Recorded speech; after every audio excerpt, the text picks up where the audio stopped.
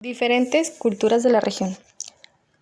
El mormonismo es el nombre informal que recibe el llamado Movimiento de los Santos de los Últimos Días, fundado por Joseph Smith en 1830 y cuyos seguidores forman parte de la conocida Iglesia de Jesucristo de los Santos de los Últimos Días. En la actualidad, hay aproximadamente 12 millones de mormones en el mundo y la mayoría de ellos vive en los Estados Unidos. A continuación veremos qué significa ser mormón. Cabe destacar que, igual que ocurre con muchas otras religiones, no todos los seguidores del mormonismo comparten un específico estilo de vida. No obstante, hay ciertas costumbres que cobran mucho valor en la religión mormona y que, por lo tanto, todos sus miembros deben llevar a cabo. A continuación, te descubrimos cómo viven los mormones para que entiendas mejor su religión. Estas son algunas de las costumbres. Como ocurre con muchas otras religiones, algunas de las bases del mormonismo son la oración, acudir a la iglesia semanalmente y estudiar la palabra de Dios. Los mormones además tienen prohibido tomar alcohol, café, té, tabaco y drogas. Según los mormones, Dios promete grandes bendiciones a aquellos que tratan su cuerpo como un templo. Deben abstenerse de ciertas prácticas sexuales, así como de la pornografía. Los seguidores del mormonismo tienen muy presente la importancia de ayudar a los demás, motivo por el cual suelen participar en voluntariados para ayudar a los más necesitados. Se bautizan a partir de los 8 años, ya que rechazan la idea de que los niños lleguen al mundo con el pecado original. Practican la oración. Los domingos celebran la reunión sacramental en la que reciben el cuerpo y la sangre de Cristo con agua.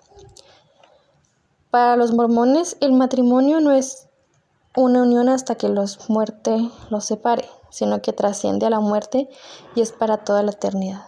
Por eso, cuando una pareja celebra el sellamiento, la boda, se compromete también en la otra vida. En el templo hay que vestir absolutamente de blanco, incluidos los zapatos, por ser el blanco señal de la pureza necesaria para poder acceder al recinto sagrado. A modo de ofrenda, un día al mes deben realizar ayuno completo. La Iglesia aconseja enérgicamente no recurrir en la fecundación in vitro al semen de otro hombre que no sea el marido o al óvulo de otra mujer que no sea la esposa. Sin embargo, reconoce a los cónyuges como únicos responsables de esta decisión. Cultura mestiza.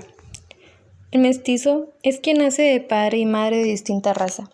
El término suele utilizar para nombrar al individuo nacido de un hombre blanco y una mujer indígena, o un hombre indígena y una mujer blanca. El concepto comenzó a desarrollarse en la América española del siglo XVI como parte de la estratificación social y del sistema de castas basados en la raza. Los mestizos contaban con un estatus inferior a los blancos, lo que les impedía acceder a ciertos cargos o servicios. A partir de la independencia de los países americanos, las nuevas legislaciones comenzaron a abolir los privilegios surgidos por el nacimiento o la sangre y establecieron la igualdad de todos los seres humanos ante la ley. Hemos visto que los conquistadores mantuvieron muchas de las formas políticas y de las prácticas económicas de los pueblos mesoamericanos. Sin embargo, es importante señalar que hubo cambios que delinearon una nueva realidad que no era Mesoamérica ni española. Así, desde sus orígenes, la sociedad novohispana se caracterizó por la adaptación de los distintos tipos de relaciones económicas, instituciones políticas y prácticas culturales. A esta adaptación y constante creación de formas en todos los ámbitos de la vida social se le ha llamado mestizaje cultural. De forma paralela, la cristianización trajo la enseñanza del idioma de Castilla. Los primeros en aprenderlo fueron quienes establecieron relaciones directas con los españoles, como los caciques y las familias de nobles indígenas. Los hijos de las familias mestizas también adoptaron el español como su lengua madre. Por su parte, los nahuas crearon la palabra para designar las cosas recién conocidas. Cambio en la alimentación. Igual que el idioma, el entrelazamiento de las dos culturas proporcionó una cocina particular. Los españoles incorporaron a su dieta el maíz y las verduras mesoamericanas. Las indígenas hicieron lo mismo con las distintas carnes de Europa y el pan de trigo, aunque cabe mencionar que una buena parte de los indios continuaron con su dieta de siempre, consistente en maíz, frijol, calabaza y chile. Algunos pudieron criar gallinas y cerdos, pero aún así la carne era consumida en ocasiones especiales. También en la vestimenta se presentó un cambio significativo. La confección de textiles de algodón y lana se incrementó de tal manera que particularmente desaparecieron las fibras del maguey. El vestido de los hombres se notó más el cambio, el uso de pantalón, camisa y sombrero comenzó a formar parte de su atuendo. Sin embargo, mantuvieron la tilma y las sandalias. Por su parte, las mujeres continuaron con su vestimenta tradicional, consistente en una falda larga y huipil, una especie de blusa con adornos.